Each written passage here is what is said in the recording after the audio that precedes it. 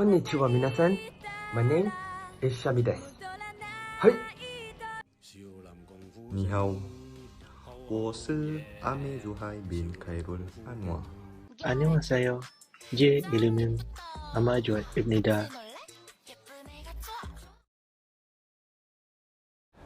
Alright, so now let's go straight for the introduction. East Asia is located in the eastern region of Asia that includes 7 different countries, which is China, Japan, Mongolia, Macau, North Korea, South Korea, and Taiwan. Due to the severe ongoing political tensions in the region, including the division of Korea and the political status of Taiwan, China, North Korea, and South Korea are all unrecognized by at least one another East Asian country. These East Asian countries are among the largest and wealthiest economies on the planet. China, Japan, and Korea are the 3 key countries and civilizations of traditional East Asia, as they previously shared a common written language, culture, and Confucian philosophical beliefs, as well as the Confucian societal value system established by the Imperial of China. Other definitions classify that mainland China, Hong Kong, Macau, Japan, North Korea, South Korea, and Taiwan as East Asian countries based on their geographic proximity and historical and present cultural and economic relations, with Japan and Korea having the major Chinese cultural influences. Statistically, East Asians comprise roughly around 1.7 billion people, accounting for about 38% of continental Asia's population, and as well as 20.5% of the global population.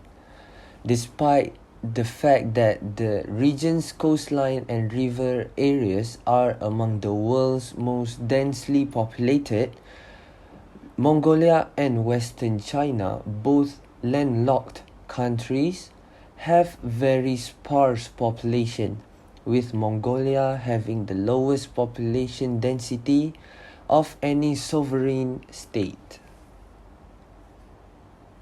Now let's talk about the climate in East Asia.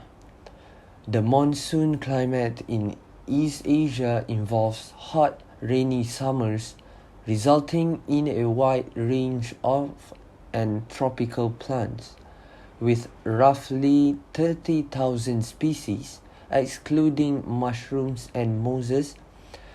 China boasts the most diverse vegetation of any country on the planet. The broad range of flora, which includes a considerable number of relic forest species, is explained by the region's environment being unaffected by the Pleistocene glaciations. Approximately 2/3 of Japan's total territory is forested, but most of China is deforested. Nonetheless, large tracts of China's isolated rocky regions remain unspoiled, and many tiny sections have been reforested. One reason for the disparity between the 2 countries is the Japanese people's historic reverence for their natural surroundings, which has resulted in severe forestry restrictions being promulgated and implemented. For example, the image below shows that Japan's ski peninsula of Honshu is one of the forests in Eastern Asia. Now let's see the infographic of 2 example countries of the Eastern Asia that I found. The total population of China is around 1 376,049,025 and 3.3% live below the poverty line, while the population in Mongolia is 2,959,133 people and 21.6% live below the poverty line respectively. In China, the country accounts for 20% of the global population while possessing 7% of global freshwater. 343.4 million live without access to improve sanitation. 73% of the watersheds that supply water to the 30 fast-growing cities face medium to high pollution levels. Meanwhile, in Mongolia, there is a big disproportion between the urban and rural population practicing open defecation. As we can see, rural people are more than urban in Mongolia. 496,546 Mongolians live without access to improved water sources. 1.75 million Mongolians live without access to improved sanitation as well. So, that is the comparison of climate between China and Mongolia of East Asia. Now let's look at the environmental problems in East Asia. East Asia has experienced environmental problems such as air and water pollution, deforestation, illegal fishing, and also wildlife trafficking threaten livelihoods and also animal species in 2018. For instance, lower productivity in the Mekong Delta is due to the negative impact of China's upper Mekong River dams on downstream countries, as well as Vietnam's overemphasis on rice planting. Climate change and rising sea levels in the South China Sea have worsened the situation in the Mekong Delta, while attempts have been taken to reduce it more recently. East Asia is having a crisis where removing or regulating plastic garbage could be the most challenging task at the moment. According to a World Bank report, in 2016, 2 billion tons of municipal and household waste were produced worldwide, up from 1.8 billion tons just around 3 years before. According to the report, unfortunately, the volume of such garbage in East Asia will increase by 50% by 2050. These territories, or the civilizations of China, Japan and Korea, were ruled by a number of dynasties or government systems, and their borders shift as a result of intra-dynasty or inter-regional warfare.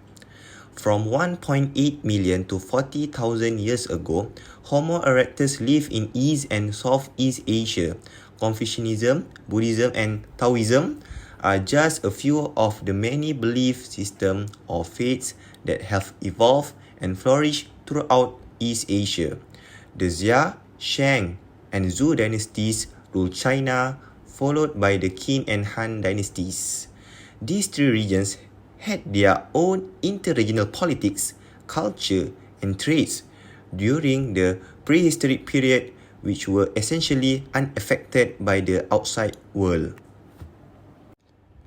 Around 195 BC, Gojoseon, Korea's earliest organized state, was established, with the adoption of its first constitution in 404 AD, Japan became a unified state. Buddhism and the Silk Road were crucial in the development of East Asia's culture and economics. Early Japanese and Korean characters were influenced by Chinese dynasties such as the Sui, Tang, and Song. China was the most evolved civilization in East Asia. Next, the advent of the nomadic Mongol Empire shattered East Asia. And under the leadership of leaders like Genghis Khan, I think you guys know about Genghis Khan, is very famous. Next, Subutai and Kublai Khan. The majority of East Asia was united under one state's sovereignty. Okay, next. In the 1800s, however, the region was subjected to direct European imperialism. During the Opium Wars, King China was unable to defend itself against different colonial incursions from the United Kingdom, France, and Russia. The Korean War erupted as a result of competition between the Soviet Union and the West, resulting in the formation of two independent states that still exist today. South Korea and the People's Republic of China have joined the global economy since the conclusion of the Cold War, and the emergence of South Korea and the People's Republic of China have joined the global economy since the conclusion of the Cold War and the emergence of globalization. Okay, next we move to culture. The first one is philosophy and religion. The Mahayana Buddhism has a long history in China, Japan, and Korea. It extended from India via northwestern India and modern-day Pakistan, Xinjiang, Southeast Asia, Vietnam, and then north through Guangzhou and Fujian through the Silk Road. It spread from China to Korea and Japan, particularly during the Sikh dynasties. It could have also moved south to Vietnam from China. East Asia presently has the world's largest Buddhist population, estimated to be between 200 and 400 million people. Okay, for Taoism has affected the countries of China, Korea, Vietnam, and Japan. The religion was developed in China from the teachings of Lao Tzu and is based on Eastern philosophy known as Tao. It is based on the search for the Tao, which is a concept that is akin to a road or course and reflects the cosmic force that is responsible for the creation of the universe and all things. The wisdom of Tao, according to this idea, is the only source of the cosmos and must be a natural course of life events that everyone should follow.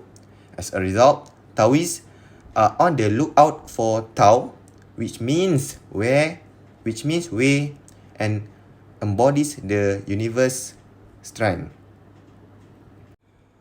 Okay, for the next culture is language. The core language of the East Asian cultural sphere are Chinese, Japanese, Korean, and Vietnamese in various forms. I just want to share with you guys that I also learned Chinese. It's not too bad. It's easy as ABC. Okay, all of these languages have a well-documented history of using Chinese characters with Japanese, Korean, and Vietnamese, each borrowing around 60% of their lexicon from Chinese. While other languages such as Thai with its Thai numeral system and Mongolian with its historical use of Hanzi, have been influenced by the Sinophile. The amount of Chinese vocabulary in these languages is not nearly as extensive as in the core CJKV or even Zhuang and Hmong. Thank you to Amir. Now I'm going to talk about current issues in China. Freedom of religion. People in China can only practice 5 officially recognized religions in places that have been approved by the government. The government still has control over personnel appointments, publications, finances, and application for seminaries.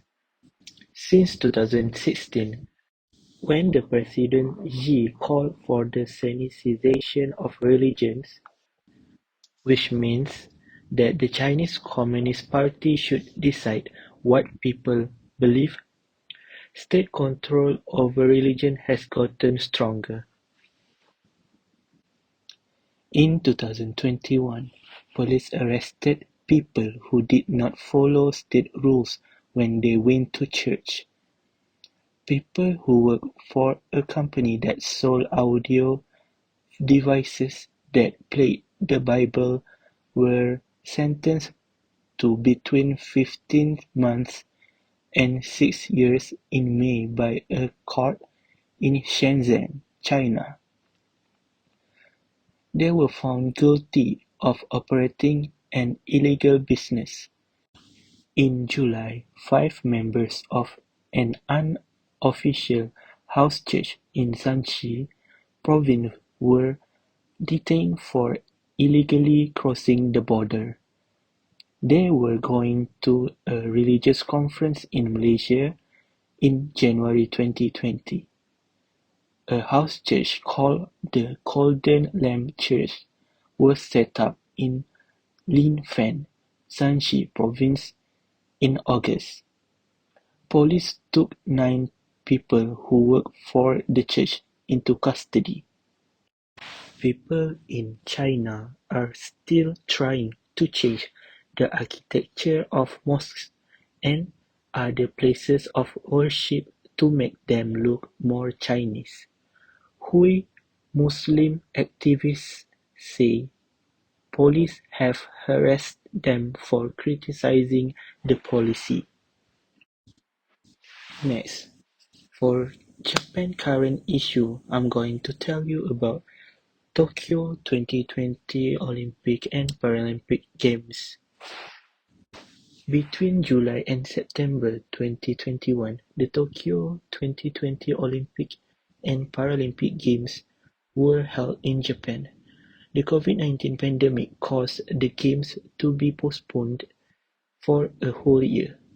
In February, the head of the organizing committee for the Tokyo Olympics, Yoshiro Mori, resigned after making sexist comments about adding women to the board of the Olympics committee. When a previous interview with Kigo Omayada came up, he said that he had bullied his classmates with disabilities. In July, he quit as the composer of the music for the Olympics opening and closing ceremonies. It was in July that show director Kentaro Kobayashi was fired because of comments he made about the Holocaust in the past. Another current issue in Japan is death penalty. In December, Japan put 3 people on death row. At the end of 2021, 107 people were on death row. Concerns have been raised for a long time about death row inmates not being told about their execution until the day it takes place and not having enough legal assistance. In November, 2 death row inmates sued the government to get compensation for the extremely inhumane same-day notice and executions that they say were cruel. Picture on the right side is explaining the protocol of death row in Japan and its statistic. The current issue in South Korea is about workers' rights. As of 1991, South Korea was a member of the International Labour Organization. It has only agreed to 4 of the ILO's 8 core conventions. When the Labour Ministry asked the government to sign 3 ILO conventions on freedom of association, the right to organize and bargain together, and the prohibition of forced labour on July 7, the cabinet agreed. August and July saw a lot of protests in South Korea. The government raided the Korean Confederation of Trade Unions headquarters on September 2nd and arrested the KCTU president Yang Kyung-soo for organizing the protests. The government had to stop the rallies because of the COVID-19 public health rules. Police say Yang broke the Assembly and Demonstration Act and the Infectious Disease Control and Prevention Act, as well as the traffic rules. The union said that about 8,000 people came to a big rally on July 3rd. All of them wore masks and kept their social distance from the government. Going to the north, the issue is about freedom of movement. During the year, the government banned almost all international travel, stopped all international flights, and closed down its official land border crossing with China because of the country's action. Those who live in the country and work for international organizations were also subjected to very strict rules by the government.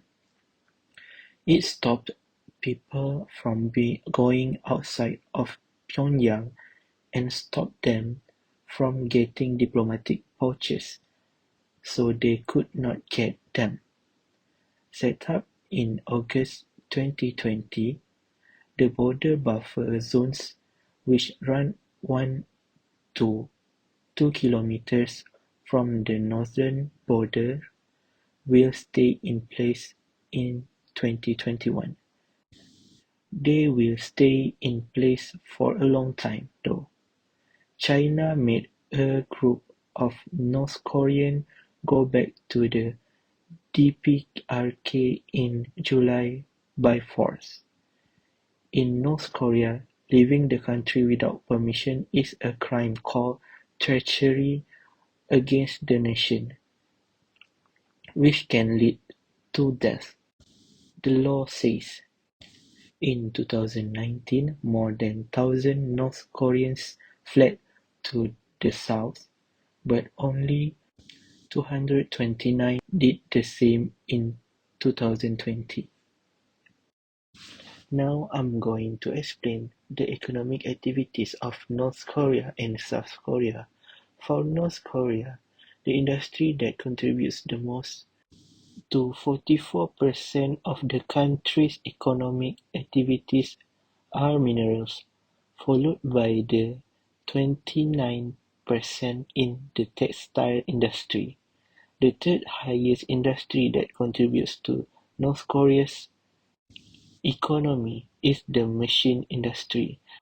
The rest followed by metals, animal products, and others. Now let's move to South Korea, where we can see Samsung, an electronic company contributing about 13.1% to the South Korean GDP. Hyundai is the second highest company that contributes to South Korean GDP at 5.3%, followed by LG Electronics at 3.4%.